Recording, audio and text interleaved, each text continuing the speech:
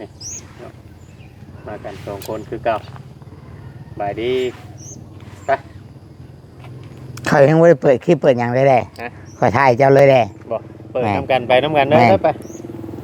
เอาทุกคนสบายดียามเช้าเด้อทุกคนเลย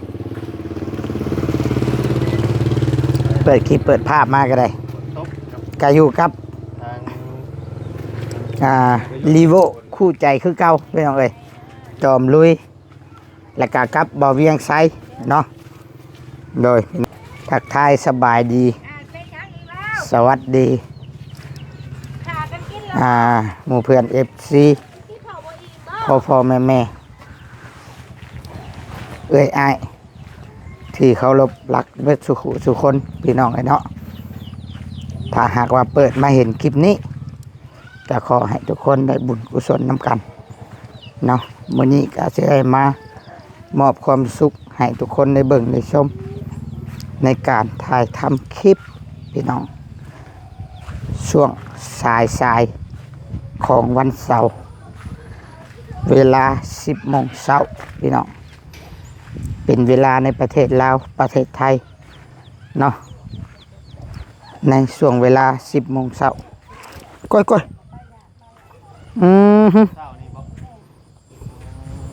โอ้พลาดได้นี่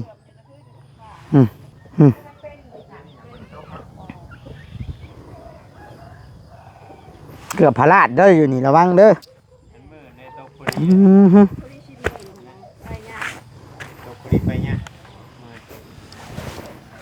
เกือบค่อยเจือกอยู่นี่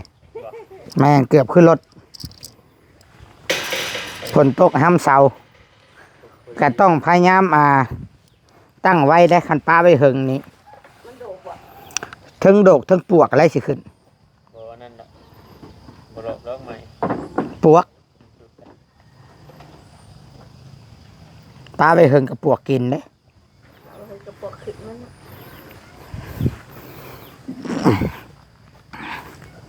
บ่เวียงกันเจ้าเข้าไปเบิ่งแล้วบ่ห้องน้ำบัดนี้เจ้าเหลื่อมบ่ได้มีเลยติบัดนี้อนามัยเลยบ่ไปอนามัยเลยบ่ตอนชาวจ้อยยังบ่ได้ไปยังเห็นอยู่เด้อันนั้นอนามัยนี่ล่ะมันตกน้ำทุกเพิ่นอันทำลายหลักฐานเพิ่นได้เนาะแม่นอีกสบายดีไปสบายดีมาเจอกันอีกแล้วไปเนาะตื่นนอนพี่น้องเอ้ยตื่นนอนมาถ่ายคลิปถ่ายทำวิถีชีวิตครอบครัวไปบ่ได้ไปทางไหนหรอกเนาะไปเนาะอยู่บ้านอยู่เพื่อนนี่แหละไปดีครอบครัวไปแล้วก็ครอบครัวคำลาเนาะบ่เวียงสองครอบครัวนี่แหละที่ว่าเฮากำลังเฮาก็อยากไปถ่ายแบบหลายๆบ่อนหลายๆที่หลายๆครอบครัวอยู่พี่น้องแต่ว่าช่วงนี้เนื่องจากฝนจะตกมันจะแม่นคือฮู้อุปสรรคแหละฝนตกไปเนี้ยมาเนี้ยเฮาสิไปหาซอยแบบคือหน้าแล้งมันเฮ็ดบ่ได้เนาะไปได้แล้วฝนตกมันเปื้อนไปยากรถกันนี่หนทางเปื้อนแห้งเหนียวครับแต่หน้าแล้งก็สิพุ่นคนกลุ่มเนาะ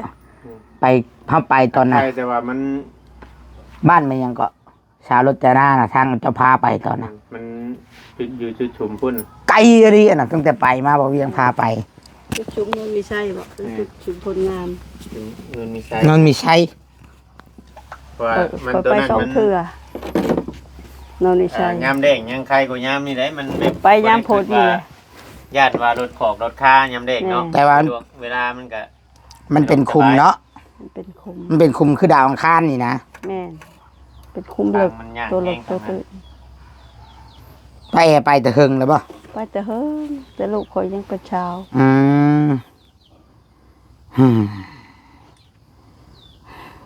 แต่มันบ่ทันได้ติดH8ไปเห็นงานแต่ก็ได้ทันได้ติดH8อันที่ว่าไปเฮ็ดอันอยู่หันทันได้แม่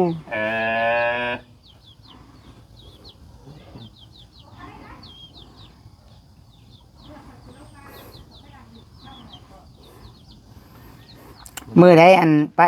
อัน FC เพิ่นสิมาเพิ่นขึ้นเครื่องมานี่ติวันที่45 เอาเลย ไก่ได้นี่เนาะ ไก่ได้นี่ไปแอสิได้อ่าอย่างเด้เนาะเพิ่นได้สิได้อย่างเด้มาฝากไปแอ จักสิได้หยังบ่ฮู้เพิ่นมาพุ่นแหละเพิ่นมาพุ่นแหล้วจักสิฮู้เพิ่นบ่ทันมาก็บ่ฮู้จัก เจ้าเคยได้ลมโทรศัพท์น้ำเพิ่นอยู่บ่ เคยลมมือชื่นมันแต่ก่อนอาทิตย์ก่อนแม่น ผู้หญิงบ่ ผู้หญิง เพิ่นก็เว้าเรื่องข่อยกับเบาเวียงอยู่บ่เพิ่นว่าสิได้เอาเงินเอาคำให้เบาเวียงอยู่บ่ จักแล้วบ่ฮู้ เพิ่นว่าสิเอาทิปเอาหยังให้อยู่บ่ บ่ฮู้แล้ว บ่หยอกเด้อหยอกพี่น้องเอ้ยหยอกเด้อเอ้ยหยอกได้ว่าซั่นว่าสิอืม เพิ่นเฒ่าแล้วบ่ไป เฒ่าแล้วอายุ60แล้ว จะเอิ้นแม่ได้ซะเนาะแม่หยังเพิ่นชื่อแม่หยังไป แม่ปุ้ย แม่ปุ้ย แม่ปุ้ย เอ้ยหยอกเด้อแม่ปุ้ยเด้ออ่าหยอกพอได้หัว เพิ่นอยู่เฮ็ดเวียกอยู่ฮ่องกงเพิ่นเว้า หึ เฮ็ดเวียกอยู่ฮ่องกงเพิ่นเว้าว่าเพิ่นเฮ็ดเวียก โอ้ย ฮ่องกง ว่าฮ่องกงเด็ดมันเป็นฮ่องกงนี่ ตกใจได้เว้ย เห็นฮ่องกง เพิ่นขึ้นเครื่องมื้อนี้ เพิ่น แล้ว มา วัน ผู้ ที่ เดียวบ่ แม่นมาผู้เดียวแต่ว่า เออ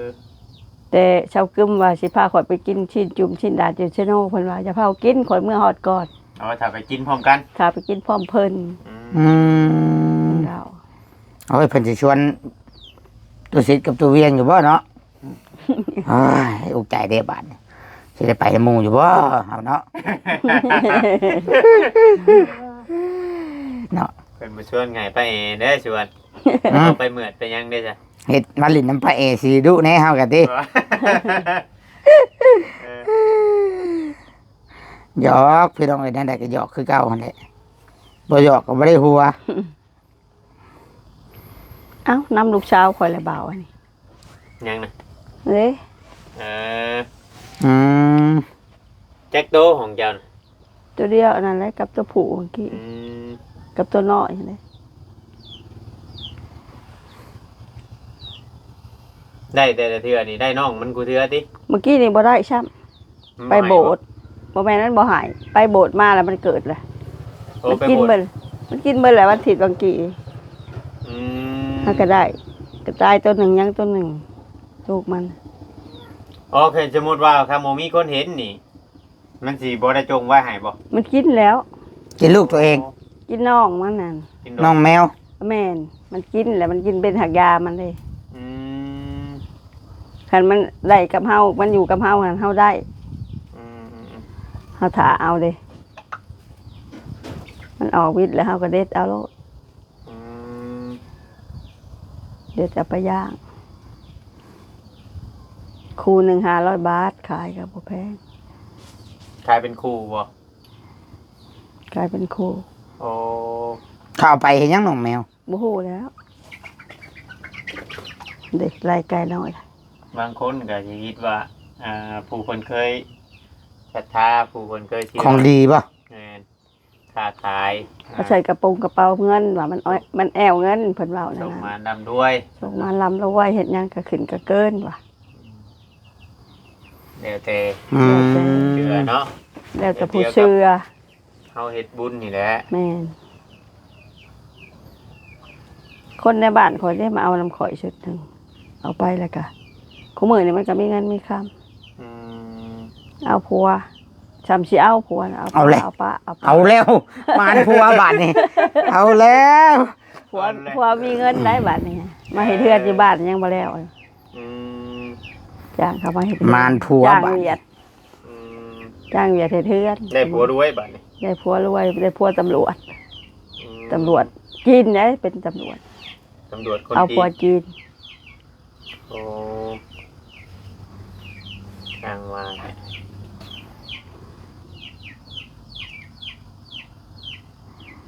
เคยกึมยังไม่ได้เข้ามาบอกมัน ยังบ่เห็น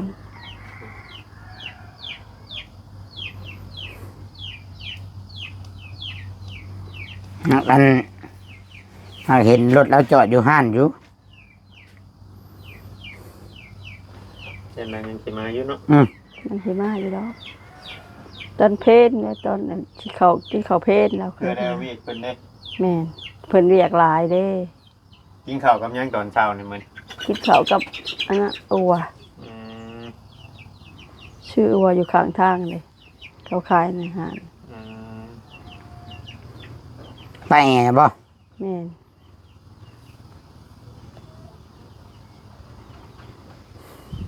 กินหยังก็แล้วไปอยู่ผู้เดียวบ่ได้ยากหรอก บ่ค่อยยากปานใดดอกเนาะ แม่น กับข้าวกับน้ำของเราอยู่คนเดียวเด้ อยู่คนเดียวกินหยังก็แล้วไป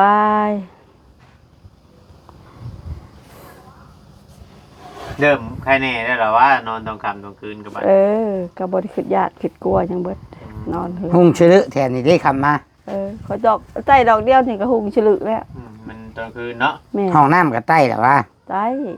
บัดเวลาเขาเข้าเว แต่ ลา เฮา เขา สิ บ่ ไป เข้า นะเนาะ บัดเฮาสิไปเฮาก็ใต้อยู่พี่ก็ย่างไป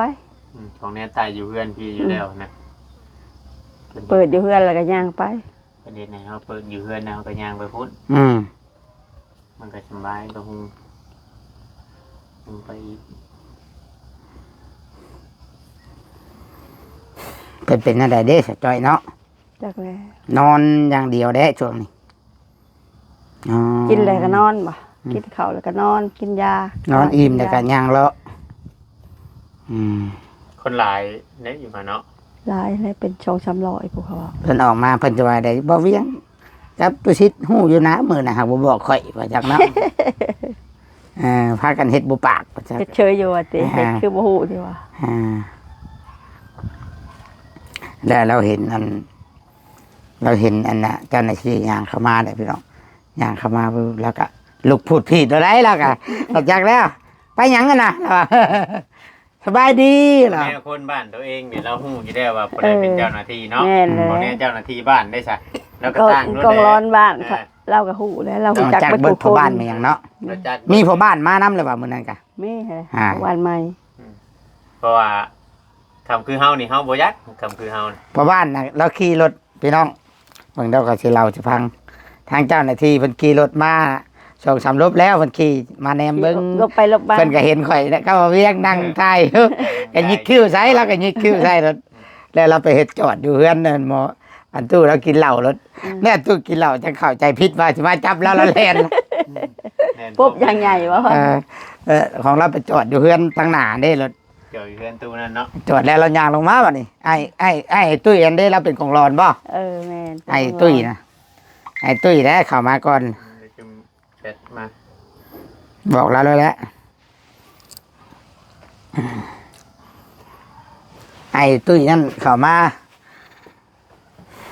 โทรหาเราบ่เรามีเรียกไปจากเนาะ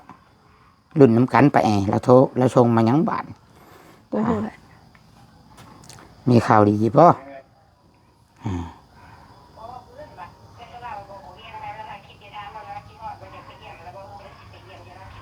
เอาเลย อยู่นี่ได้เด็ดได้จริงๆโว้ยเราขึ้นบ้านแล้ว กระทำเนาะกะคิดฮอดเนี่ยลูกหักแล้วกะเข้าใจอยู่เนาะ แม่น คิดฮอดกะละคิดฮอดแล้วก็หู้อยู่ว่าลูกแล้วอยู่ใส่บ่ แม่น มีการทำเดี๋ยวว่า คนสิบ่ให้คิดฮอดลูกมันบ่แม่นแนวแล้วอะลูกผู้เดียวคิดฮอดอยู่แต่เรากะพระเอกก็ฮู้ว่าสาวจ้อยเราไปปินปัวเนาะ แม่น บ่ได้เอาไปทุกที่ว่าพี่น้อง ไปเป็นปัวไปกินเห็ดกินยาให้มันเศร้า แมนคิดฮอดนะมันคิดฮอดอยู่แล้วคนเฮานะแต่ยังดีกว่า คือป้าแอเว่าแน่ว่ายังดีกว่าตอนเราอยู่นอกเราเลาะไปเลาะมาเอาไป ดี เนาะ กว่าปล่อยไว้ อ่าม เอาไปในนั้นให้มันหูความ แมนทันเด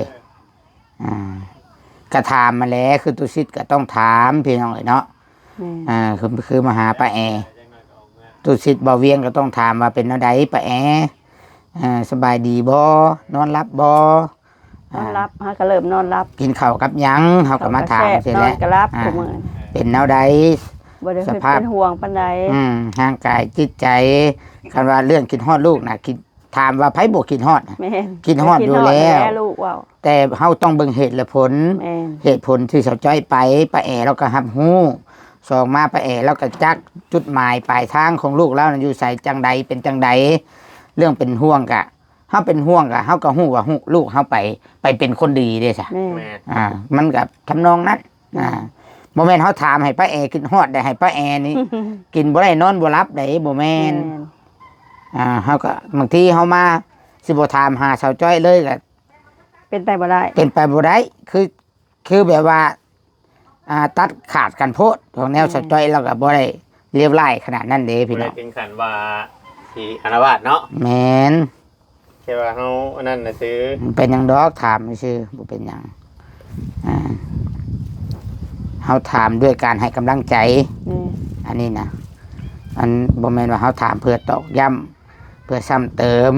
เพื่อเฮ็ดให้ป้าแอนี่ เป็นห่วงและกังวลได้ได้บ่ว่าสิเฮาก็บ่ได้ว่าว่าสิไปเอาเราออกมาเนาะไปเนาะตามไทยกันนะสิพี่น้อง การกินฮอดนี่มันมีหลายกินฮอดได้พี่น้องการกินฮอดนี่กินฮอดคนคนหนึ่งนี่มันมีกินฮอดแค่อยากฮู้ว่าเอ้ยเป็นจังไดแต่ว่าเฮาฮู้ว่าผู้นั้นผู้ที่เฮากินฮอดนะเราอยู่ใส่เฮ็ดหยังนะเฮาฮู้เพียงแต่ว่าเฮาแค่กินฮอดว่า โอ้ยมันสิเป็นคนดีได้อยู่บ่ตามเพิ่นนั่นหรือว่ามันมีกินฮอดแบบสิบ่ได้เห็นกันเลยก็มีแบบกินฮอดบ่ได้เห็นกันเลยแบบกินฮอดจากกันไปเลยเด้อันนั้นเนาะแม่นอันนี้มันก็กินฮอดคือเฮาถามกันกินฮอดบ่มีความหวังแบบนั้นจากกันไปเลย อันนี้กินฮอดแบบดีใจเด้ป้าแอดีใจแล้วกินฮอดดีแบบดีใจอันนี้แบบมีความหวังอยู่ได้ยังสิได้มาเห็นยังสิได้มาเห็นกันอยู่ได้ลูกแล้วก็เป็นคนดีเนาะแม่นเขาไปปรับปรุงมันเป็นคนดีแม่นล่ะวะเมียไผใช่ตัวนี้แม่ข่อยมีช้องมีตัวเทิกตัวนี้เนาะตัวเทิก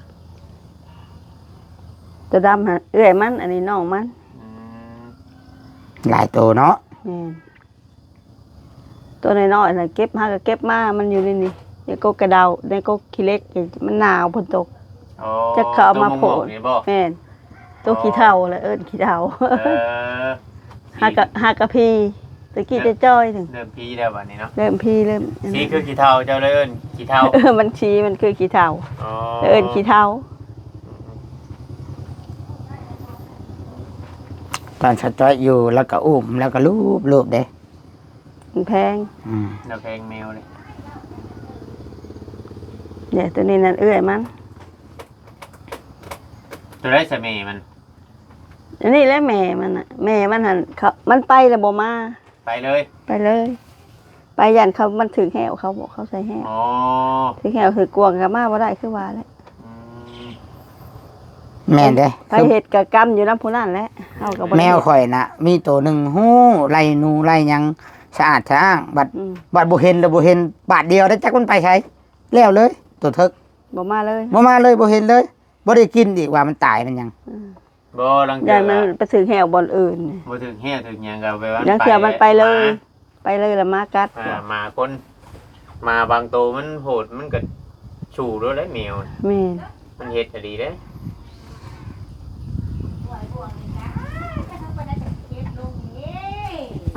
เอาเข้ามาหยอกกันเข้ามาเขายังกลับมาอบอุ่นให้ไปแน่เนาะมาให้กำลังใจให้ไปเรานั่น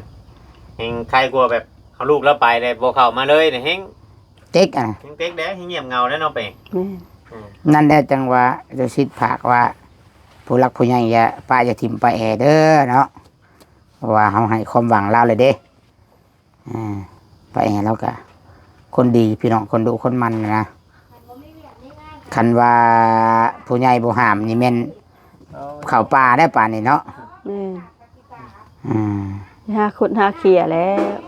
เคยไปอยากไปอยู่หักค่าก็เลยบ่ได้ไปเพิ่นก็ห้ามแน่บ่ให้ไปจังหน่อยเพิ่นให้อยู่บ้านไปเป็นยังก็ไป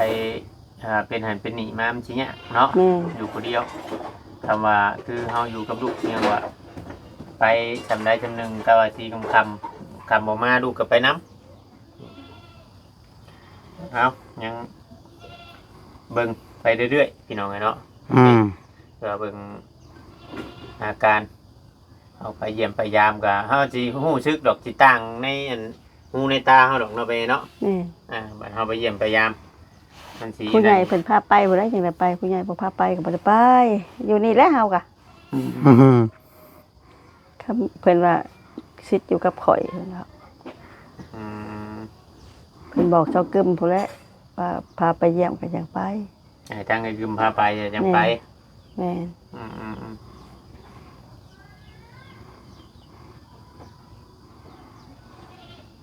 ได้ประมาณเดือนหนึ่งหรือว่า2 เดือนไปเยี่ยมใครอยู่ แม่น เป็นหยังเอาไปเยี่ยมไม่สิเฮาบ่ได้เอาออกมา ไปเยี่ยมมันเฉยๆเนาะ แม่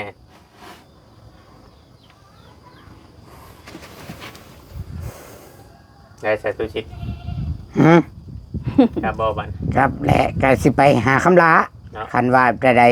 คันน้ำสิบ่ท่วมได้ ขนาดบ่สมคนทางเพิ่น ก็ บ่ได้ คันว่า ให้ แต่สิท้ายให้เบิ่งคันท่วมก็ได้ มาแห้งเนาะเนาะ เดี๋ยวนี้นะ เอาแบบนี้แหละ ฝากเป็นกำลังใจให้เบาเวียงแน่พี่น้อง นั่น เราท้อตอนนี้นะลมค่อยโทรปลุกเอา บ่อยากไปไทยว่าอ้าวบ่ไปไทยแฮงตึกแล้วว่ะสิเอาหยังกินนั่นบ่ว่ะช่วยเมียให้ช่วยแฮงเมียปะได้หาเงินหาคำว่ะ ย่างอีกยุ่งไปอีกเนาะ โอ้ยสิไปอยู่ผู้เดียวเตะขี้พุ่นน้ำกลางบ้าน เชี่ยวบ่ได้ถามบ่ได้ว่ะเดี๋ยวจังขี่รถจักรขึ้นมาหาข่อยพี่น้องเลย โอเคสิ ภาค คลิปก่อน ฝากไปติดตามฝากเบิ่งคลิป ฝากแน่พี่น้อง เบาเวียงในเด้อ FC ตุสิตเด้อ คนเบิ่งบ่ค่อยโหลด เบิ่งน้ำกันนั่นแหละ ให้จังว่าถ่ายคลิปไปถ่ายยามใดให้เพิ่นเอาลงก่อนเพอให้คลิปเพิ่นดึงเด้ค่อยเอาลงน้ำหลังบ่เป็นหยังพี่น้องเอ้ย เนาะ ช่วงเวลาเนาะ แม่น ตุสิตก็จบคลิปอยู่นี่คือกันทางใดก็ให้ป้าแอสู้ๆเนาะ ๆสู่เนาะไป แม่ เนาะ นชูๆ เข้มแข็งอยู่ดอกสังเกตจาก ส ป้าแอ บายดี ไม่ อื แห้ง ม เด้อ แห้ง อยู่ ไป ดีมีแห้งเจ้าค่ะ เลยให้ไปใช้ก็ให้ตลอดปลอดโภคให้ตลอดปลอดภัย ตลอดปลอดพก เอาแหละป้าแอตลอดปลอดภัยเนาะ ตลอดปลอดภัย อ่า ไปตำรวจนำรางไหวไปมีภัยมาพาน โดยสาธุสบายดีไป สบายดี